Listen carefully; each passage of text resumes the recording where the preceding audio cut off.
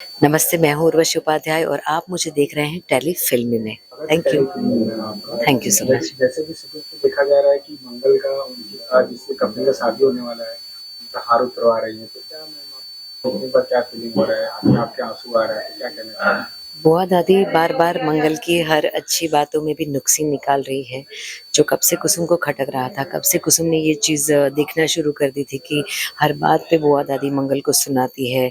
कभी बोलती है कि भई तुम 2 बच्चों की माँ हो, कभी शुद्धिकरण के नाम पे, तो कभी कुछ, कभी कुछ। और कुसुम को इस बात का डर भी है कि बार-बार जिस तरह से बुआ दादी मंगल की हर बात में नुक्स निकाल रही है, कहीं शादी करके हम गलती तो नहीं कर रहे हैं। अब फाइनली मेहंदी का दिन आ गया है और मेहंदी के दिन में भी जो शगुन में हार पहनाते हैं, उसको लेकर बुआ दादी ने नीचा दिखाने में कोई कमी नहीं छोड़ी कि तुम्हें तो इतना भारी हार पहनने की आदत नहीं होगी, ये तो हमारी पुश्तैनी धरोहर है, ये है, वो है, रियल है, जड़ाऊ है, क्या-क्या नहीं बोला और फाइनली उसको पहनवा के उतार भी दिया मेहंदी खत्म होने से पहले। तो ये बहुत ही अपमानजनक बात है कि जब नई नवेली दुल्हन की पहली रस्म में पुश्तैनी हार पहना के तुरंत उसको निकाल दिया जाए सबके बीच में, मेहंदी ख़त्म होने से पहले। तो यहाँ पे कुसुम देखती है कि किस तरह से उसको मतलब अपमानित करके बड़े सफाई से जो अपमान ना भी कहा जाए और अपमान कहा भी जाए, उस तरह से उसको कह देती है बुआ दादी कि काम करो तुम जो हल्का-फुल्का हार पहन के आई थी ना, वो पहन लो। और पूरा षड्यंत्र किया जो बिजली है उसको बोला कि तुम मंगल को बार-बार कुछ ऐसे टिकल करो कि जिससे उसको लगे कि भई कुछ कॉकरोच है या कुछ खुजली आ रही है, कुछ मतलब काट रहा है उसे। तो वो बार-बार वो काटने की वजह से ऑकवर्ड हो रही थी और बुआ दादी ने उस बात का जो षड्यंत्र रचा था उसका मौका देख के चौंका मार दिया और बोल दिया कि भाई तुम्हें इस हार की आदत नहीं है इसलिए तुम्हें चुभ रहा है, खटक रहा है, तो निकाल दो। तो कुसुम को देख के काफ़ी दुःख होता है कि ये सही नहीं है।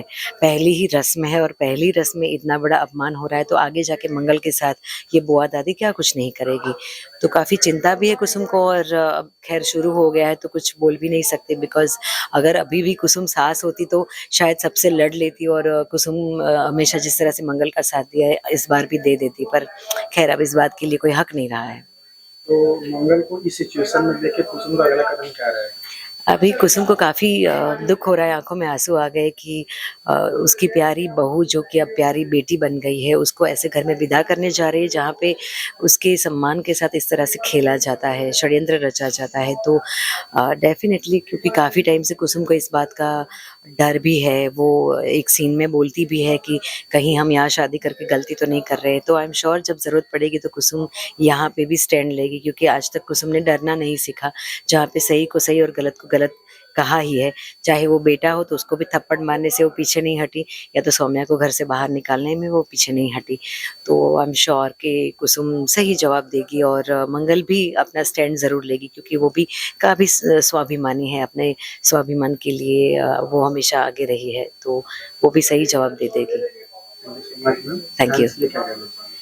फ्रेंड्स फ्रेंड्स के लिए यही कहूँगी कि अभी त्योहार का समय आ गया है और सबसे पहले तो अपने स्वास्थ्य का ध्यान रखिए तभी आप त्योहार का सही मज़ा उठा सकेंगे। परिवार फैमिली फर्स्ट होती है, अपने परिवार के साथ अच्छे पल बिताइए क्योंकि एक बार जो पल बीत गए वो दोबारा नहीं आते और सोशल मीडिया के लिए या पोस्टिंग के लिए सब कुछ मत कीजिए।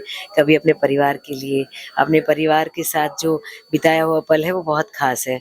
उसको पोस्ट करने से ज़्यादा उसकी अहमियत को समझिए और मज़े करिए, खूब खाइए-पिए और आप सबको एडवांस में हैप्पी दिवाली।